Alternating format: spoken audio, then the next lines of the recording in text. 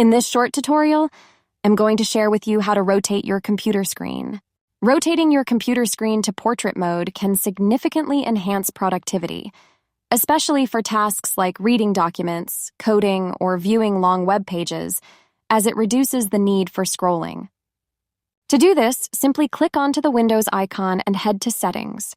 On the Settings page, select onto this option of System. You will want to click onto this very first option of Display.